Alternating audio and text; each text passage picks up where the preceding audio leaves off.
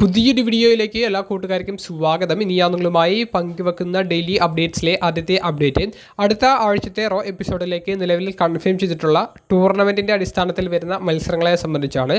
അപ്പോൾ അതിലെ king of the ring ടൂർണമെൻറ്റിനെ സംബന്ധിച്ചുള്ള ഒരു അപ്ഡേറ്റ് നമ്മൾ പരിശോധിക്കുകയാണെങ്കിൽ സൂപ്പർ താരമായ Seth Rollins, Ricky Saints, Tala Tonga, Jivon Evans എന്ന യുവതാരം തുടങ്ങിയവർ പങ്കെടുക്കുന്ന ഒരു ഫെറ്റൽ ഫോർവേ മത്സരമാണ് കൺഫേം ചെയ്തിട്ടുള്ളത്. സെത്തിന് തന്നെയാണ് വിജയസാധ്യത കൂടുതലുള്ളത്. ക്വീൻ ഓഫ് ദ റിംഗ് ടൂർണമെൻറ്റിനെ അടിസ്ഥാനപ്പെടുത്തി നോക്കുകയാണെങ്കിൽ വുമൻസ് വേൾഡ് ചാമ്പ്യനായ live Morgan, Becky lunch, Alexa bliss, Chelsea green തുടങ്ങിയ ഒരു ഫെറ്റൽ ഫോർവേ മത്സരമാണ് നടക്കുന്നത്. വിജയസാധ്യത കൂടുതലുള്ളത് ബെക്കി ലഞ്ചിനാണ്. അപ്പോൾ ഈ മത്സരങ്ങളെ സംബന്ധിച്ചുള്ള നിങ്ങളുടെ ഒരു പ്രിഡിക്ഷൻ അത് കമൻറ്റ് ബോക്സിൽ രേഖപ്പെടുത്തുക. രണ്ടാമത്തെ update, Jey Uso king of the ring ടൂർണമെൻറ്റിൽ പങ്കെടുക്കുന്നുണ്ടെന്ന് നിങ്ങളിൽ പല കൂട്ടുകാർക്കും അറിയുന്നുണ്ടായിരിക്കും.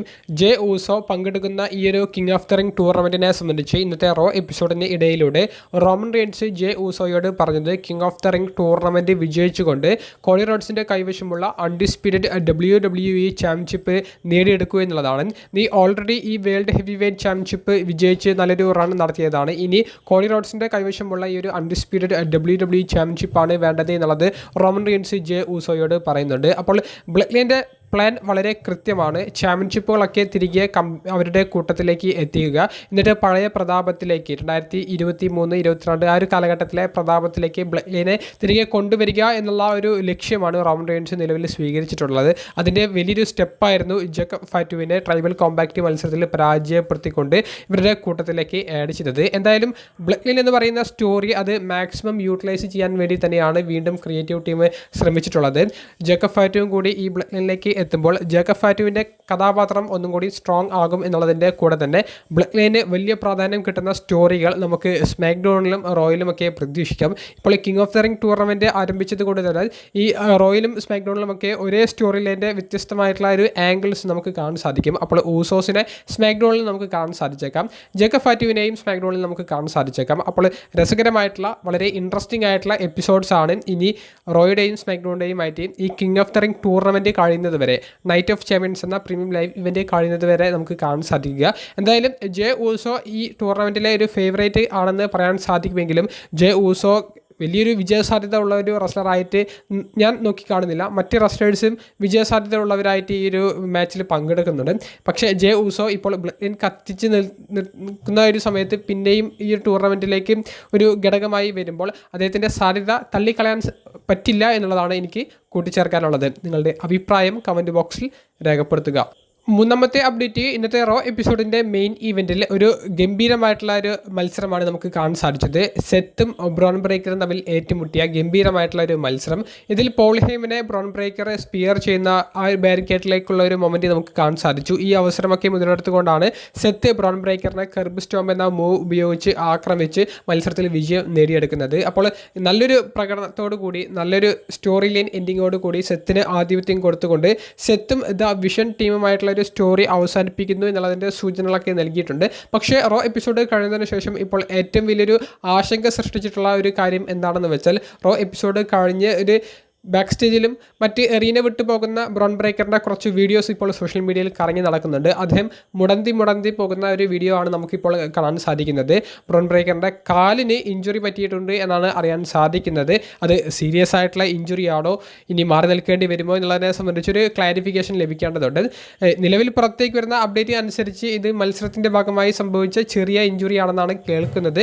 കൃത്യമായിട്ടുള്ളൊരു റിപ്പോർട്ടുകൾ നമുക്ക് വിശ്വസിക്കാൻ സാധിക്കുന്ന ട്രസ്റ്റ്ഫുൾ ആയിട്ടുള്ള വെബ്സൈറ്റുകളിൽ നിന്നുള്ള റിപ്പോർട്ടുകൾ ഇനി ചിലപ്പോൾ നാളെയോ മറ്റന്നാളോ ആയിരിക്കും പുറത്തേക്ക് വരിക. അതുകൊണ്ട് തന്നെ കൃത്യമായിട്ടുള്ളൊരു ഡീറ്റെയിൽസ് നമുക്ക് ലഭിച്ചേക്കാം. എന്തായാലും നിലവിൽ ഇപ്പോൾ നമ്മൾ കാണുന്ന ഈ വിഷ്വൽസ് അനുസരിച്ചാണെങ്കിൽ ബ്രോൺ ബ്രേക്കറിന് ചില പ്രശ്നങ്ങൾ കാലിൽ നിന്ന് നേരിടുന്നുണ്ട് എന്നുള്ളത് സത്യസന്ധമായിട്ടുള്ള ഒരു കാര്യമാണ്.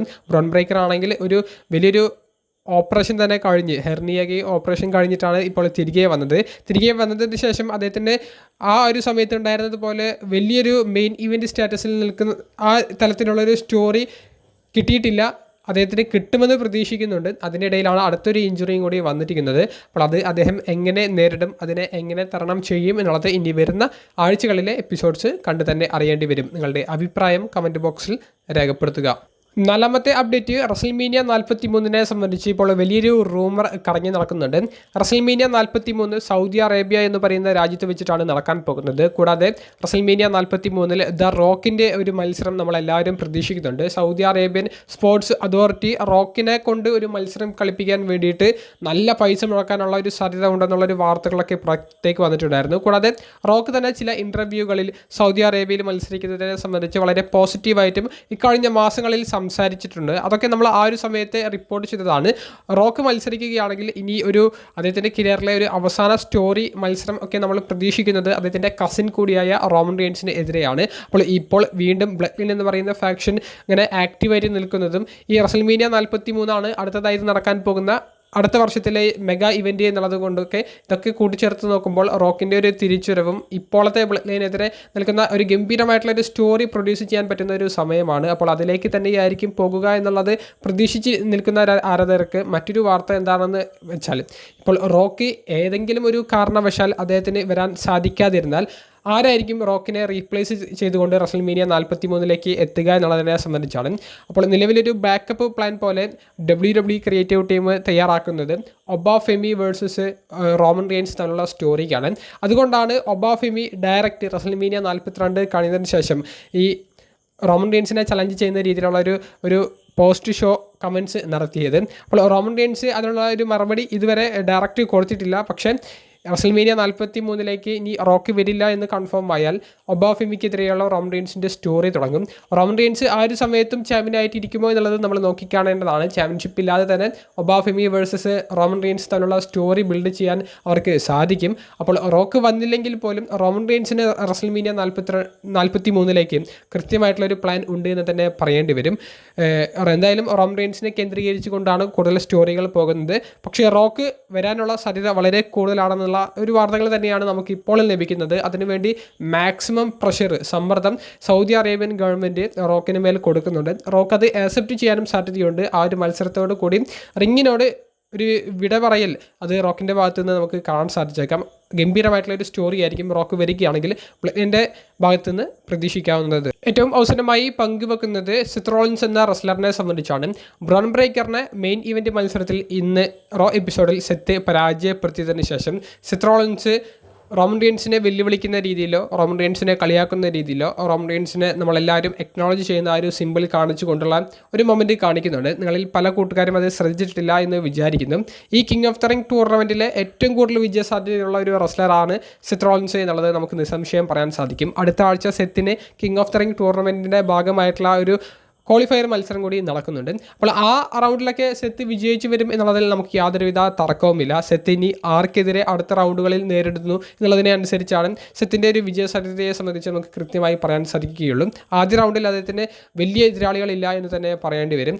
മിക്കവാറും ഫൈനലിലായിരിക്കും മിക്കവാറും സെത്തിന് നല്ലൊരു എതിരാളിയെ കിട്ടാൻ പോകുന്നത്. സെമി ഫൈനലിലും സെത്ത് റോളിൻസ് വലിയൊരു വിജയം നേടിയെടുത്തേക്കാം.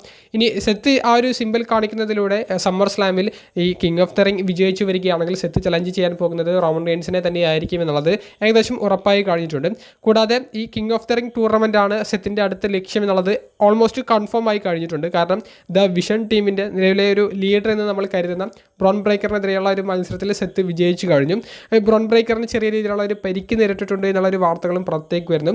ദ വിഷൻ ടീമാണെങ്കിൽ പരിക്ക് എന്നുള്ള രീതിയിലാണ് ഇപ്പോൾ പോയിക്കൊണ്ടിരിക്കുന്നത്. അപ്പോൾ ദ വിഷൻ ടീമിനെതിരെയുള്ള സെത്തിൻ്റെ സ്റ്റോറി ഓൾമോസ്റ്റ് ഫിനിഷ് ചെയ്ത ഒരു രീതിയിലുമാണ് ഉള്ളത്. അങ്ങനെയാണെങ്കിൽ ഈ king of the ring tournament വിജയിക്കുക, എന്നിട്ട് സമ്മർ സ്ലാമിലേക്ക് വേണ്ടി ഈ വേൾഡ് ഹെവി വെയ്റ്റ് ചാമ്പ്യൻഷിപ്പിന് വേണ്ടി റോമൻ റെയിൻസിനെതിരെ പോകുക എന്നുള്ളതാണ് സെത്തിൻ്റെ ഒരു പ്ലാൻ. അപ്പോൾ അതിലേക്കുള്ള എല്ലാവിധ ബിൽഡപ്പും ഓരോ എപ്പിസോഡിലും ഇട്ട് വരുന്നുണ്ട്. ഇന്നത്തെ റോ എപ്പിസോഡിൽ നമുക്ക് കാണാൻ സാധിച്ചത് ആ റോമൻ റെയിൻസിനെ അക്നോളജ് ചെയ്യുന്ന ആ ഒരു സിമ്പിൾ കാണിച്ചുകൊണ്ട് ആ കൈ ഉയർത്തിപ്പിടിച്ച് ആ വിരൽ ഉയർത്തിപ്പിടിച്ച് കാണിക്കുന്ന ഒരു സിഗ്നൽ കാണിച്ച് റോമൻ റെയിൻസിനെ കളിയാക്കുന്ന ഒരു മൊമെൻ്റ് ആയിരുന്നു.